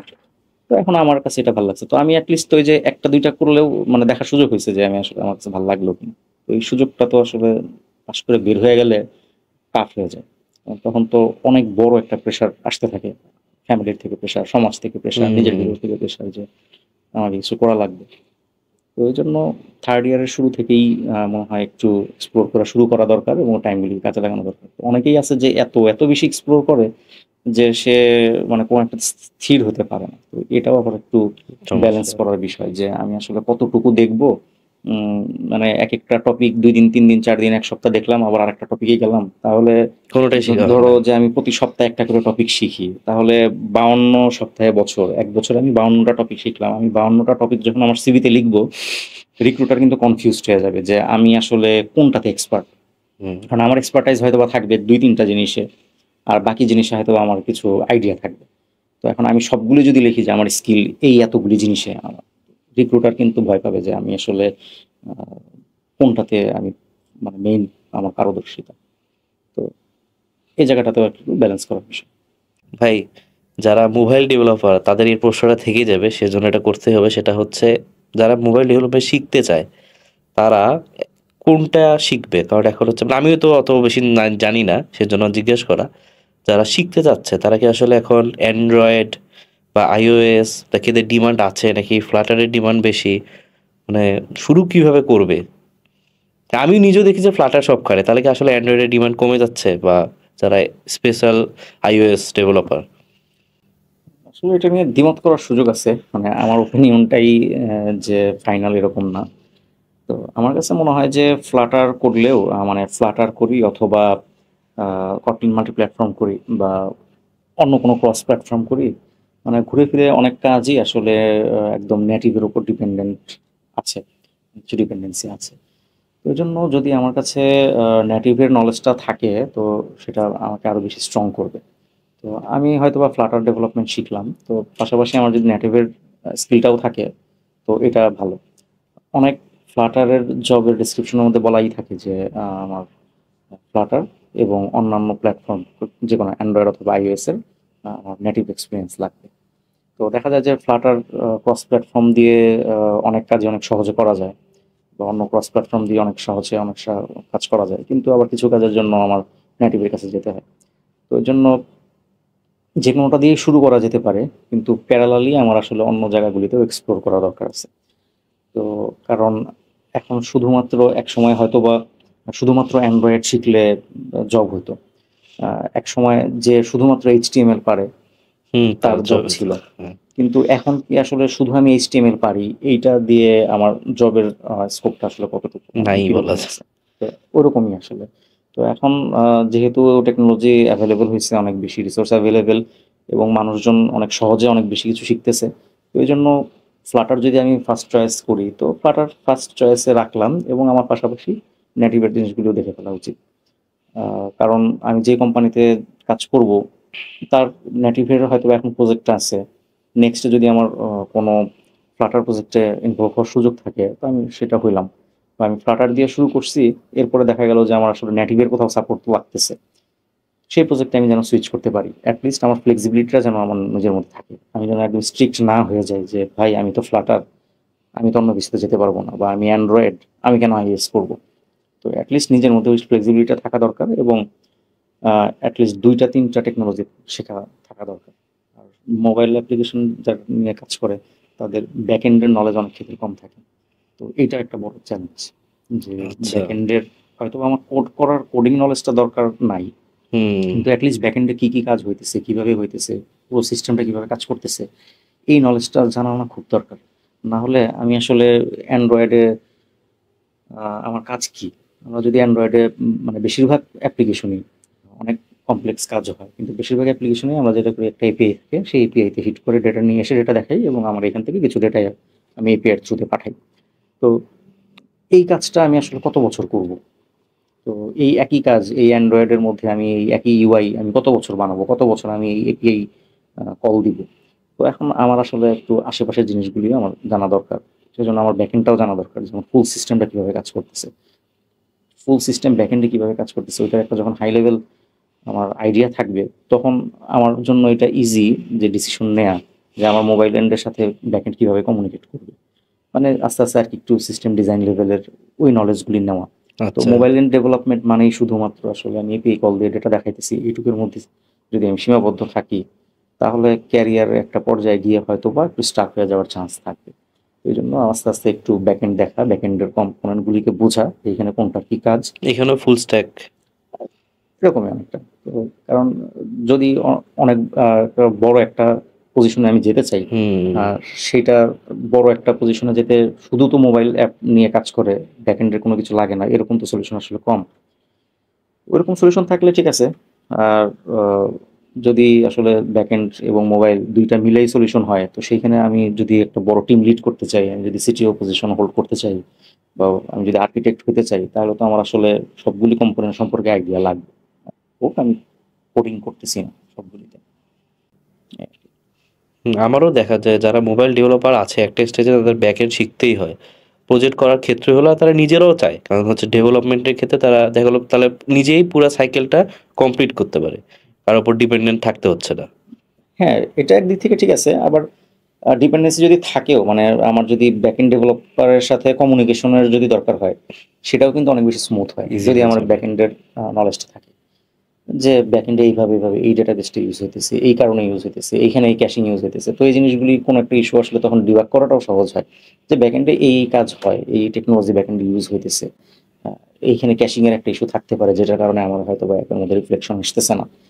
তো এই নলেজগুলি মানে আমার আস্তে আস্তে তো মানে মানুষ যখন ডেভেলপার একজন ডেভেলপার ছোট থেকে আস্তে আস্তে সিনিয়র হতে থাকে জুনিয়র থেকে, তো তখন তো আস্তে আস্তে তার রেসপন্সিবিলিটি বাড়তে থাকে। তো একটা পর্যায়ে গিয়ে তো ফুল সিস্টেম ডিজাইন, সলিউশন ডিজাইন ওই জায়গাটাতে কাজ করতে হবে। তো ওই জন্য আসলে ব্যাকএন্ডের একটু ডেভেলপমেন্টের নলেজ থাকা দরকার, বা অ্যাটলিস্ট কম্পোনেন্টগুলি কীভাবে কাজ করে সেটা থাকা দরকার। না হলে তো আসলে আমি মোবাইল অ্যাপ ডেভেলপার হিসেবে যখন ব্যাকএন্ডের কারোর সাথে ব্যাকএন্ড ডেভেলপারের সাথে কথা বলবো, মানে ভোকাবুলারি তো মিলবে না। মানে আমার যদি ভোকাবুলারি না জানা থাকে যে ভাই আপনি আমাকে এই জিনিসটা এইভাবে দিবেন, এটার স্ট্রাকচার এই হইতে হবে বা এখানে এইটা লাগবে, তো আমি যদি তার সম্পর্কে কিছু জানি, তার টেকনোলজি সম্পর্কে কিছু জানি, এটা আমার যত বুঝাইতে তাকে সহজ হবে। আমি না জানলে তো এটা আসলে সহজ হবে না। তো যে কোনো একটা কিছুই যে মানে ভালো স্পিকার যারা, যারা অনেক বেশি প্রভাব বিস্তার করতে পারে, তারা মোটামুটি দেখবে যে আহ, পাঠকের বা কি বলে দর্শকের বা শ্রোতার মাইন্ড রিড করতে পারে, বলা চলে যে আমি এই শ্রোতাকে কি বললে সে বুঝবে আমি তাকে সেটাই বলবো। কারণ একজন হয়তো বা অনেক অল্প বয়সী একটা ছেলেকে আমি একভাবে বুঝাইলাম, সেই একই ল্যাঙ্গুয়েজে তো আমি আসলে হয়তো বা একজন অনেক বয়স্ক ব্যক্তিকে বুঝলাম, তো দুজনের মধ্যে তো ল্যাঙ্গুয়েজের আমার আসলে চেঞ্জ লাগবে, পার্থক্য থাকবে। এটা পুরো টিমের জন্য অনেক হেল্পফুল হয় যখন হচ্ছে হ্যাঁ, একটা প্রজেক্ট করতে যায়, যখন একজন আরেকজনকে বুঝে, কারণ হুম, কমিউনিকেশনটাও আর পুরো টাস্কটা হচ্ছে ফাস্টার হয়ে যায় হুম। যদি কারণ সেটা সবাই করা যায়। সবার কথা বুঝতেছে, হুম, সবাই জানে যে আসলে কোন স্ট্যাকে কোথায় কি হইতেছে। এক্স্যাক্টলি। হ্যাঁ, যেহেতু অনেকেই আছে জুনিয়র যারা ভিডিওটা দেখছে, আর আপনি কিছুক্ষণ আগেই বললেন যে ব্রেন স্টেশনে হচ্ছে আপনাদের স্টার কোডার হুম, এইটা ছিল বা আছে। তো এই ক্ষেত্রে যখন একজন নিউ কামার আসে, তাদেরকে আপনারা গাইড করেন কিভাবে? মানে কেউ তো আসলো, তার হয়তো নলেজ কিছু আছে বা নাই, বাট জুনিয়র সে, তাকে তারপরে আপনারা কিভাবে আসলে ডেভেলপ করেন? কারণ ব্রেন স্টেশনে সার্ভাইভ করা তো একটা চ্যালেঞ্জ। তো তাকে কিভাবে আপনাদের মতো করে ডেভেলপ করার মানে প্রোগ্রামটা কি থাকে তারপরে আসার পরে? আচ্ছা, এটা হয়তো বা টাইম টু টাইম চেঞ্জ হতে পারে, হতে পারে ১ বছর আগেরটার সাথে এখনটা মিলবে না। তো সাধারণত যেটা করা হয় যে তাদের হয়তো বা মানে এখন রিসেন্ট সময় যেটা আমি যতটুকু জানি, যে তাদের খুব শর্ট টাইমের একটা ট্রেনিং পিরিয়ডের মতো থাকে। আচ্ছা, এখন যেহেতু একটু সফটওয়্যার ডেভেলপমেন্টের নলেজ সহই ক্যান্ডিডেটরা আসতেছে, তো তাদের চেকলিস্ট দেওয়া থাকে যে আমি হয়তো বা ডটনেটে কাজ করতে ইন্টারেস্টেড, কেউ হয়তো বা পিএইচপি, কেউ মোবাইল ডেভেলপমেন্ট, এটা তার ওই ফর্মের মধ্যে বলা থাকে। তো যখন কোনো একজন ক্যান্ডিডেট আসলেন, এনরোল করলেন রেজিস্ট্রেশনে, তখন তাকে চেষ্টা করা হয় যে শর্ট একটা ট্রেনিং দিয়ে, হয়তোবা এটা হতে পারে ১ সপ্তাহ, তাকে হয়তোবা বলা হলো যে এই ডটনেটের উপর এই পুরো টিউটোরিয়ালটা তুমি দেখো, এই পুরো সিরিজটা দেখে শেষ করে এই প্রজেক্টটা তুমি করো। ছোট হয়তো একটা পেড প্রজেক্ট দেওয়া হলো। তো এরকম হইতে পারে। এরপরে তাদেরকে হয়তোবা কোনো একটা লাইভ প্রজেক্টে, যেটা কাস্টমারের প্রজেক্ট, সেই প্রজেক্টের সাথে তাকে শ্যাডো হিসেবে কোনো একজন সিনিয়রের সাথে তাকে অ্যাটাচমেন্টে দেওয়া হয় যে তুমি ওর সাথে থাকো, ওনার সাথে থাকো, থেকে এখানে তুমি হচ্ছে আস্তে আস্তে কাজ করো, এবং ওই সিনিয়র আস্তে আস্তে তাকে হচ্ছে কিছু কিছু করে কাজ দেয় এবং তাকে গাইড করে যেটা এইভাবে করতে হবে, এটা এইভাবে করতে হবে। আর সেই কোড হয়তো বা কখনো লাইভে পুশ হতেও পারে, নাও হতে পারে তার শুধু লার্নিং এর জন্য। তো এভাবে আস্তে আস্তে কাছাকাছি থাকতে থাকতে সে যখন কোনো একটা প্রজেক্টের সাথে অ্যালাইন হয়ে যায় যে হ্যাঁ তারপর এখন ওকে, সে এখন রেডি, তখন তাকে মানে ফুল পেজে হয়তো বা দেওয়া হয়।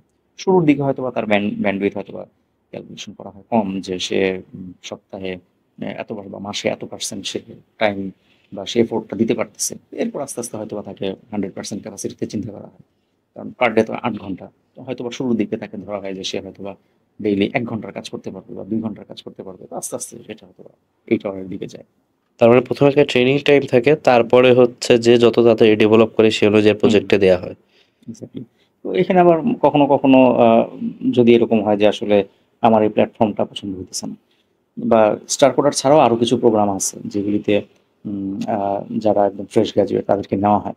তো সেখানেও এরকমও কিছু সিনারিও দেখছি যে আহ, ২ সপ্তাহ ৩ সপ্তাহ করে এক একটা টেকনোলজি দেওয়া হয় এক্সপ্লোর করার জন্য, যেটার কথা আমরা শুরু থেকে বলে আসতেছিলাম যে থার্ড ইয়ার থেকে এক্সপ্লোর করা। তো এইখানেও একটা এক্সপ্লোরিং এর সুযোগ থাকে। কোনো কোনো প্রোগ্রামের ক্ষেত্রে, হয়তো সব প্রোগ্রামের ক্ষেত্রে এটা নাও হতে পারে। তো সেখানে তাকে হয়তো ২ সপ্তাহ দেওয়া হলো যে তুমি জাভাস্ক্রিপ্টের এই জিনিসটা দেখো, তারপর হয়তো বা দেওয়া হলো যে তুমি ডটনেটের এই জিনিসটা দেখো, মোবাইল অ্যান্ড্রয়েড এই জিনিসটা দেখো। এরপরে সে ডিসাইড করলো যে আমি আসলে এটাতে ইন্টারেস্ট বেশি পাইতেছি, আমি এটা শুরু করি। তো তখন তাকে ওটা শুরু করতে দেওয়া হলো। আচ্ছা, মানে একটু এক্সপ্লোর করার সুযোগ থাকে। তো কোনো কোনো ক্ষেত্রে, সব ক্ষেত্রে না। আচ্ছা, আবার যখন যদি আবার এরকম স্পেসিফিক কেস হয় যে আমার কোনো একটা প্রজেক্টে একজন আইওএস এর ইন্টার্ন লাগবে, তো তখন তো আইওএস এর ইন্টার্নশিপের জন্য জব পোস্ট করা হবে, তখন আসলে iOS এর ইন্টার্নকেই এখানে আসতে হবে। তো ওই সময় তার আসলে ফিক্সড। এক্সপ্লোর করার সুযোগ নেই। তাকে iOS এর রিসোর্স হিসেবেই জয়েন করতে হবে। ভাই এখানে হচ্ছে প্রিন্স স্টেশনের পার্ট তো বুঝলাম, আপনি প্রিন্স স্টেশনের টিমও লিড করেছেন, টিম লিড ছিলেন। তো একজন টিম লিডার হিসেবে আপনার আসলে এক্সপিরিয়েন্সটা যদি শেয়ার করতেন, কারণ একটা টিমের অনেক এক্সপিরিয়েন্স হয়ে যায়, অনেকেই থাকে ডিফারেন্ট, কারণ একটা টিম ম্যানেজ করা একটা প্রজেক্টের জন্য। তো এই ক্ষেত্রে আপনার এক্সপিরিয়েন্সটা কি, একটা ভালো টিম কিভাবে বানানো যায়? আচ্ছা, আলহামদুলিল্লাহ এই ক্ষেত্রে আমার এক্সপেরিয়েন্সটা খুবই ভালো। মানে ওই সেন্স থেকে যে আমার টিমের সব মেম্বাররাই সবসময় বরাবরই ভালোই ছিল, এবং সবাই মানে তুখোড় প্রোগ্রামার, খুবই ট্যালেন্টেড, আমার চেয়ে বেশি ট্যালেন্টেড সবাই ছিলেন। তো যে কোনো কারণেই হোক আমাকে হয়তো বা টিম লিডের দায়িত্ব দিয়েছেন, কিন্তু আমার আন্ডারে যারা ছিলেন তারা, আমি মনে করি যে তারা আমার চেয়ে অনেক বেশি জানেন, অনেক বেশি ভালো কাজ করেন। তো এজন্য আমাকে আসলে আলাদা করে কোনো কিছু পাইতে হয়নি। হ্যাঁ, একেকজনের নেচার একেক রকম। কেউ হয়তো বা অফিসে একটু দেরি করে ঢুকে, কেউ হয়তো একটু আগে ঢুকে, কেউ হয়তো বা অফিসে এসে একটু গল্পগুজব বেশি করে, কেউ হয়তো একটু কম করে। কিন্তু কাজের বেলাতে তাকে আসলে সব কাজ, সবাইকেই কাজ ডেলিভার করতে হয়। তো এই জন্য একটু ফ্লেক্সিবিলিটি দিলে মানে সব মানে অনেক ক্ষেত্রেই খুব বেশি অসুবিধা নাই। তো এই জন্য আমার আসলে খুব বেশি চ্যালেঞ্জ ফেস করতে হয় নাই। এখন টিম মেটদেরকে একটু বোঝা, তাদেরকে একটু ফ্লেক্সিবিলিটি দেওয়া, আর তাদের প্রবলেমের ব্যাপারে একটু কিউরিয়াস হওয়া। মানে এটা আমি চেষ্টা করছি লাস্টে। শাহরিয়ার ভাই তোমার পডকাস্টে আসছিলেন, তো ভাইয়ের কাছ থেকে এই জিনিসটা একটা শেখা ছিল যে কোনো কিছু ওই জিজ্ঞেস করতে হলে কিউরিসিটি নিয়ে জিজ্ঞেস করা, যে আমি আসলেও এটার ব্যাপারে কিউরিয়াস, যে আচ্ছা তুমি এই কাজটা করছো, এটার পিছনে আসলে তোমার ইন্টেনশনটা কি ছিল বা লজিকটা কি ছিল, এই কোডটা এভাবে কেন। তো সে বুঝায় বললো, তখন ও আচ্ছা হ্যাঁ বুঝতে পারছি, তুমি ঠিক আছে, তোমার পয়েন্টটা ভ্যালিড, কিন্তু আমি আবার এইভাবে চিন্তা করতেছিলাম, এটাকে তুমি কি মনে করো। তো আমি দেখছি যে এরকম ডিসকাশন হইলে অনেক ক্ষেত্রেই তার দেখা গেছে যে আমার পরামর্শটা ওইখানে টিকছে, যে ঠিক আছে হ্যাঁ তাই তাহলে আমরা এইভাবে করি। আবার অনেক সময় দেখা গেছে যে আমি তাদের দ্বারা কনভিন্সড হয়েছি যে কোনো একটা সিচুয়েশনে কোনো একটা কাজ হয়তো বা সে এইভাবে করছে, তো আমি মনে করতেছিলাম যে এটা তো এইভাবে করলে ভালো হয়। তো আমি যখন তোর সাথে কথা বললাম কিউরিসিটি নিয়ে, তাকে মানে ব্লেম করার জন্য না যে এই তুমি এটা এরকম কেমন করছো, তখন তাদের দিক থেকে ওই জিনিসটা যখন এক্সপ্লেন করা হলো, তখন আমি বুঝলাম ওকে ঠিক আছে তাহলে এটা হতে পারে। তো এখন আমি যদি সবসময় আমার মতামতকে চাপায়ে দেওয়ার চেষ্টা না করি, তাহলে মনে হয় কনফ্লিক্টগুলি কম হয়। কারণ ডেভেলপারদের মধ্যে মানে সফটওয়্যার ডেভেলপমেন্টের মধ্যে তো অনেক কাজই এরকম আছে যে একটু ব্যক্তি স্বাধীনতার পর্যায়ে হুম। পড়ে, যে আমি হয়তোবা কেউ হয়তোবা এই কোডটা এইভাবে লিখতেছে, আরেকজন হয়তো আরেক রকম লিখতেছে, দুইটাই ঠিক আছে, অসুবিধা নাই। তো সেই সব জায়গায় অ্যাটলিস্ট একটু ছাড় দেওয়া, টিমকে একটু বোঝার চেষ্টা করা, টিমের সাথে একটু পার্সোনালিও সময় কাটানোর চেষ্টা করা, যেটা হয়তো বা আমি খুব একটা পারতাম না, আমার এটা হয়ে উঠতো না। কারণ আমার আবার হয়তো অন্যান্য অনেক দিকে এঙ্গেজমেন্ট, যার কারণে দেখা গেছে যে অত ওইভাবে পারতাম না। কিন্তু যারা সিনিয়রদেরকে দেখতাম তারা, বা এখনো দেখি, যে টিমের সাথে অনেক বেশি টাইম স্পেন্ড করে, এবং এর ফলে টিমের প্রতি মানে যেই হৃদ্যতাটা তৈরি হয়, এইটা ডেভেলপমেন্টের ক্ষেত্রে বা টিমের যে গোল অ্যাচিভমেন্টের ক্ষেত্রে এটা অনেক বেশি কাজে দেয়। তো এই কটা পয়েন্টই মনে হলো।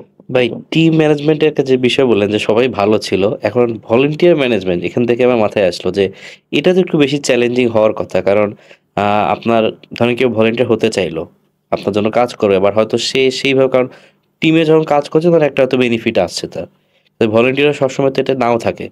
তো এই ক্ষেত্রে ভলেন্টিয়ার ম্যানেজমেন্টের ক্ষেত্রে হয় কয়েকজনও তো ভালো ছিল, বাট আপনার এখানে চ্যালেঞ্জ ফেস করতে হয়েছে কিনা, যে হয়তো কাজ দিয়েছেন কিন্তু কাজ নিয়ে আসতে আপনার হচ্ছে প্যারা প্রচুর হয়ে যাচ্ছে। হ্যাঁ এটা তো হয়, এই যে বললাম না যে যেই কাজটা আমরা যদি ফুল টাইম ডেভেলপার করতেন, তিনি হয়তো বা 1 সপ্তাহ থেকে 2 সপ্তাহ নিতেন, সেটা আমাদের করতে 6 মাস লাগছে। তো এখন এই জায়গাটা তো ছাড় দেওয়া ছাড়া আমার আসলে উপায় নেই, কারণ যেহেতু ভলান্টিয়ার আমি তো হুম। প্রেশারও দিতে পারবো না, এবং তার সুবিধা অসুবিধাটাও আমার আসলে শুনতেই হবে। এবং এইটা যে সে কাজটা করতেছে এটা তো আসলে উম্মার প্রতি বা আমার প্রতি একটা এহসান হইতেছে। হ্যাঁ, এটা তো সে আসলে তার যে ডে টু ডে লাইফের রেসপন্সিবিলিটি, সেটার বাইরে গিয়ে সে একটা কাজ করতেছে।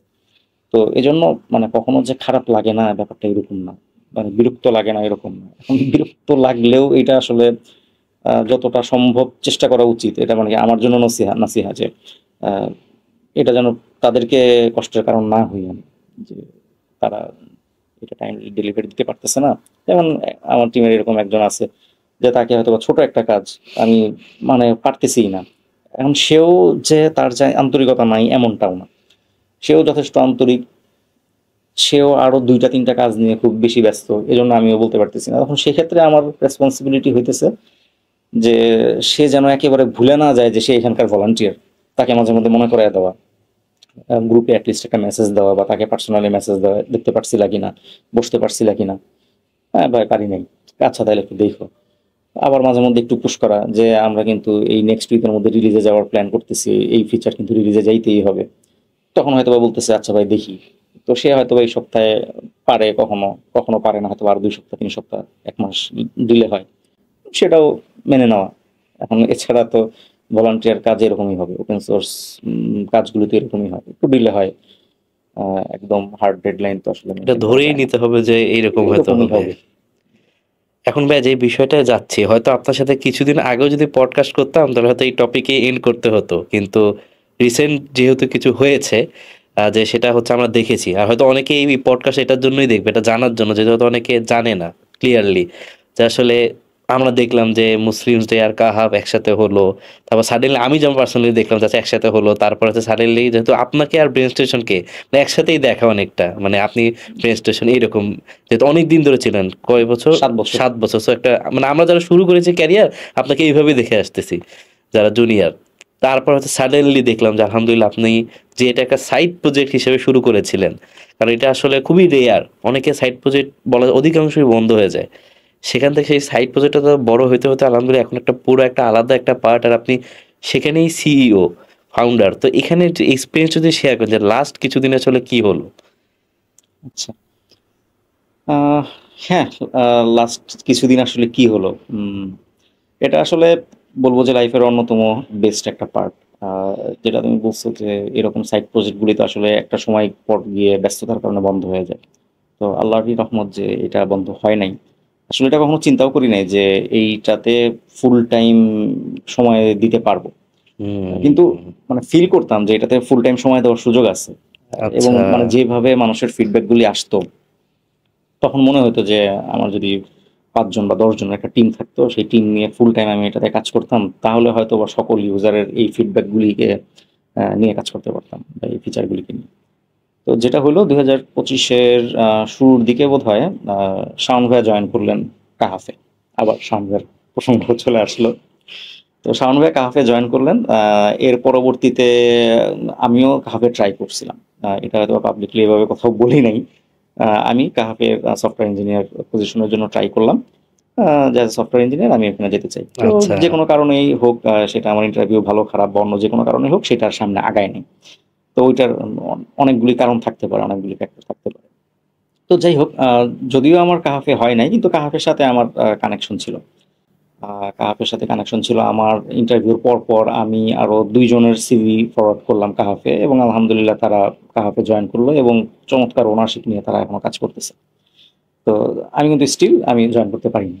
তো 2 জন জয়েন করলেন। তো এর মাঝখানে শাওন ভাইয়া আর কি পরিচয় করায় দিলেন নিজাম ভাইয়ের সাথে। যে ওমর আল জাবির ভাইয়ের একটা প্রোগ্রাম ছিল এমএসিতে, এমএসির হুম। ওখানে। তো ওইখানে ভাইয়াদের সাথে পরিচয় ও হলো যে তখনই আপনার ফার্স্ট দেখা ওনাদের সাথে। ওমর ভাইয়ের সাথে ওইটা বোধহয় আমার সেকেন্ড মিট। ওমর ভাইয়া তো ইয়েতে আসছিলেন, ব্রেন স্টেশনে আসতেন আচ্ছা। দেশে আসলে। তো ব্রেন স্টেশনে আমাদের সেশন নিতেন বা অনলাইনে সেশন নিতেন। তো ওই ওইভাবে দেখা হয়েছিল।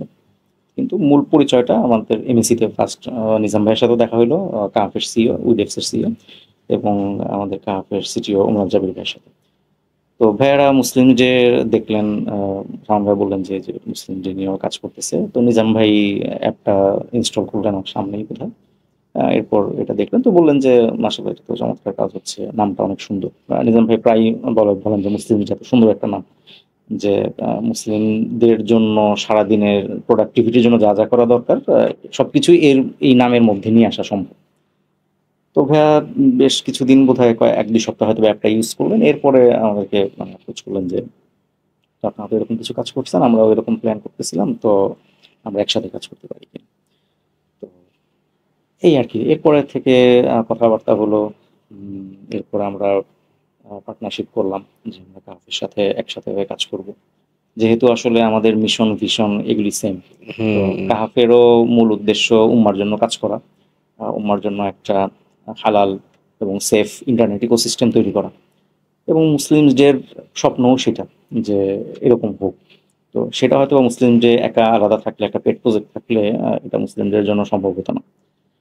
তো মুসলিমদের জায়গা থেকে মুসলিমদের যেই লক্ষ্য উদ্দেশ্য যে মুসলিমদের প্রোডাক্টিভিটিকে এনশিওর করা, তো সেখানে কাহাফের সাথে আমাদের লক্ষ্য উদ্দেশ্য একদম পুরোপুরি আলাদা। তো এরপরের থেকে তো আমরা আমি এখন কি মাস, এপ্রিল মাস, 2025-এর এপ্রিল থেকে আমি ফুল টাইম মুসলিম যেতে জয়েন করলাম সিইও হিসেবে, এবং ব্রেন স্টেশনকে ছাড়লাম প্রায় 7 বছর পর। 7 বছর ব্রেন স্টেশনে থাকার পর আহ, এই তো। তো এখন তো মুসলিম যেতেই অফিস করতেছি, মানে কাহাফের মূল অফিসে। তো এখন পর্যন্ত আমাদের টিমে ওরকম ফুল টাইম হিসেবে আমি একাই আছি। তো সামনে হয়তো আরো ইনশাল্লাহ আমাদের টিম আরো সাইজ বড় হবে। মুসলিমদের। মুসলিমদের এটা তো আলাদা একটা কোম্পানি, আলাদা একটা লিগাল এন্টিটি। তো এইখানে আরো রিসোর্স হায়ারিং হবে, বড় টিম হবে ইনশাল্লাহ। এবং আমরা আগামীতে কাফকে সাথে নিয়ে আরো লার্জ স্কেলে আর কি কাজ করার চিন্তা করতেছি। যে আরো যা যা, যেমন প্রচুর ফিচারের রিকোয়েস্ট আছে ইউজারের কাছ থেকে, যেমন আমাদের প্রেয়ার ট্র্যাকার, বা আমরা ডেইলি কি করতেছি এগুলি ট্র্যাকিং করা, মানে নিজেরটা নিজে ট্র্যাক করা, যে আমি আসলে কোরআন পড়লাম কিনা, হাদিস পড়লাম কিনা, আজকে সাদাকা করলাম কিনা, দাওয়া করলাম কিনা, এই সব কিছু বিষয়গুলি নিয়ে যেমন একটা ফিচার আমাদের প্ল্যান আছে। তারপরে কোরআন, হাদিস, তাফসির, এরকম বিভিন্ন বিষয়গুলিকে আস্তে আস্তে নিয়ে আসার প্ল্যান আছে। যেমন রিসেন্টলি আমরা যেমন রোজার সময় যেটা করছি, মাহফিল, ইউটিউবের অল্টারনেটিভ, সেটাও কাহাফের একটা প্রোডাক্ট। তো ওইটার যে হালাল ভিডিও ফিড, সেটা আমরা মুসলিমদেরকে নিয়ে আসছি। কারণ এটা কি, এটা তো আমার জানা ছিল না, মানে মাহফিল জানি বাট মুসলিম যে মাহফিলের আমরা একটা এসডিকে তৈরি করছি, সেটা হচ্ছে মুসলিমদের ভিতরে বসেই মাহফিলের ওই এসডিকের থ্রুতে মাহফিলের ভিডিও ফিড দেখা যায় মুসলিমদের। আচ্ছা, তাহলে তো মানে এখানে মুসলিম ডে থেকে ভিডিওগুলো দেখতে পারবো, যে ইউটিউব অ্যাপের মতো মানে ইউটিউবের একটা পার্ট, মতন, কিন্তু আসলে ইউটিউব না, ওটা এটা একটা পার্ট জাস্ট। ওটা একটা আলাদা একটা পেজে নিয়ে যাবে, সেখান থেকে তুমি ভিডিওগুলি দেখতে পারবে, মাহফিলের ভিডিওগুলি।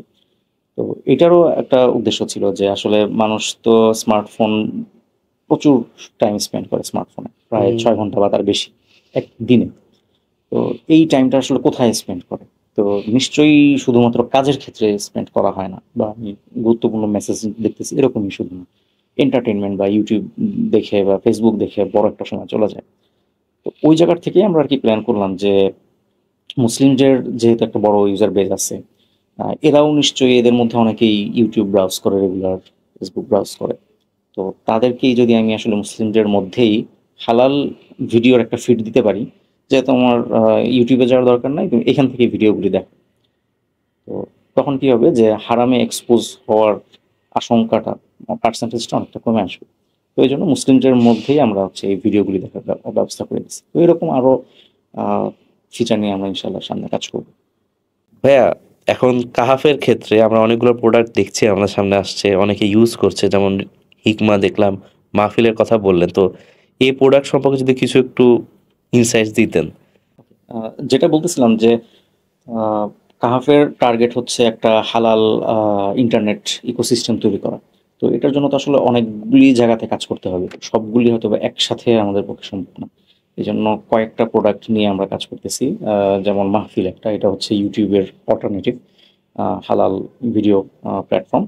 তো এখানে ইউটিউবের মতনই যারা ভিজিটর তারা ব্রাউজ করে ভিডিও দেখতে পারবে, যারা কন্টেন্ট ক্রিয়েটর তারা যেমন ইউটিউবে ভিডিও পাবলিশ করে, একই রকমভাবে তারা মাহফিলও পাবলিশ করবে একই ভিডিও।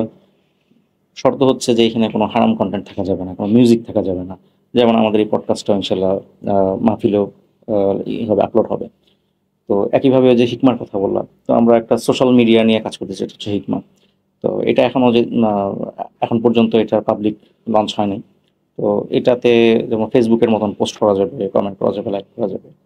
তো এইটা নিয়ে কাজ চলতেছে। আমাদের আরেকটা প্রোডাক্ট আছে কাহাফ অ্যাডস। আমরা তো গুগলের অ্যাড মব আছে বা গুগল অ্যাডসেন্স আছে, তো এগুলি দিয়ে আমরা অ্যাপের মাধ্যমে বা ওয়েবসাইটের মাধ্যমে অ্যাড দেখায় আমরা এখান থেকে ইনকাম করতে পারি।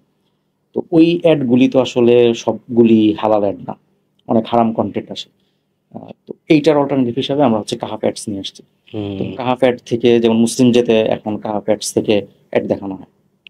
তারপরে মাহফিলের ভিডিওতে কাহাফ অ্যাড নেটওয়ার্ক থেকে অ্যাড দেখানো হয়। এটা তাহলে ভাই যারা হালাল প্রোডাক্টে কাজ করে তারা তো অ্যাডস এখন দিতে পারবে, হ্যাঁ, হয়তো যারা এতদিন দিতে পারতো না। ডেফিনেটলি। ইভেন আচ্ছা। এখন তো অনেকেই যেমন ফেসবুক, ইউটিউবে অ্যাড দিতে চায় না, নানা কারণে। হুম।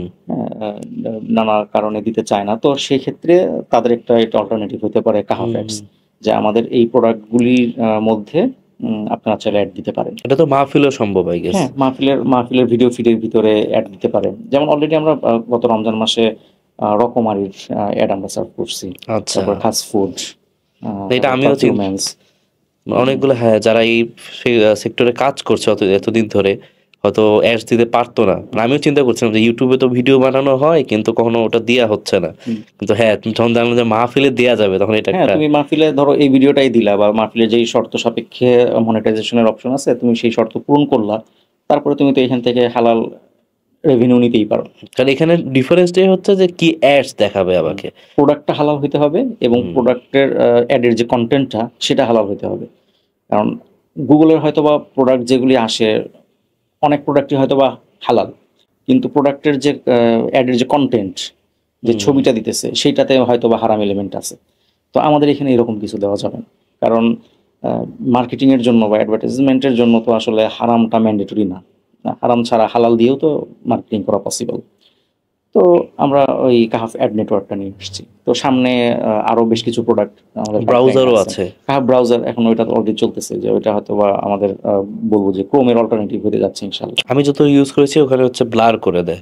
হ্যাঁ, হারাম কোনো কন্টেন্ট আসলে, ইনঅ্যাপ্রোপ্রিয়েট কোনো কন্টেন্ট আসলে সেটাকে ব্লার করে দেয়। তারপরে তোমার এখানে যেমন হার্মফুল কোনো কন্টেন্ট বা অ্যাডাল্ট কোনো কন্টেন্টের ওয়েবসাইটে চাইলেও এই ব্রাউজার থেকে মানে ঢোকা যাবে না, ব্লক। ওটা ব্লক করে দিবে। ওকে। কাহাফ গার্ড, এটা মনে হয় কাহাফের প্রথম প্রোডাক্ট ছিল কাহাফ গার্ড।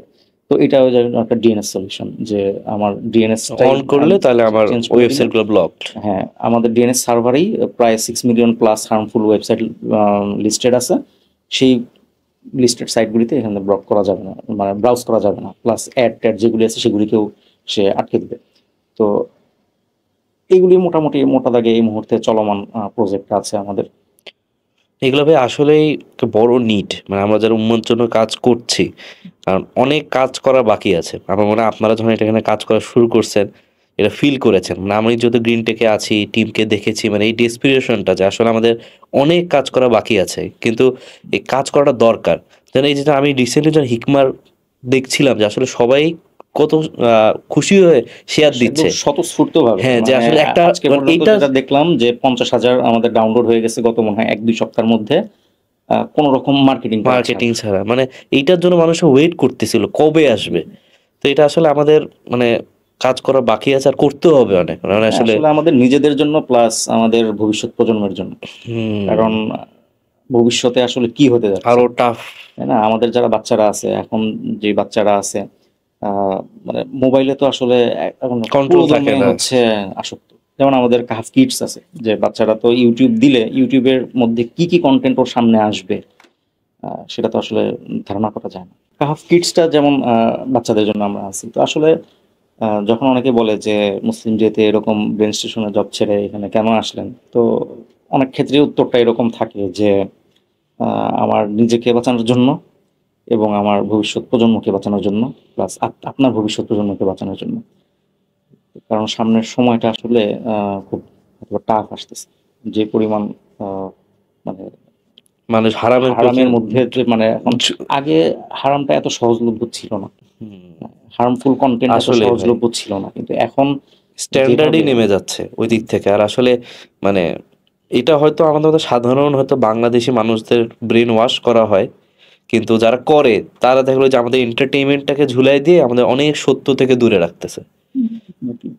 তো এটা আসলে আমাদের যেটা বললেন যে আমাদের নিজে বাঁচা, পরিবারদের বাঁচানো, ভবিষ্যৎ প্রজন্মর জন্য চেষ্টা করে যাওয়া।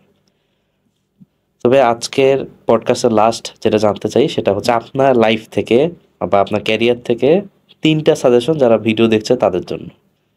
আচ্ছা, কঠিন প্রশ্ন হয়ে গেল, 3টা সাজেশন কি দেব?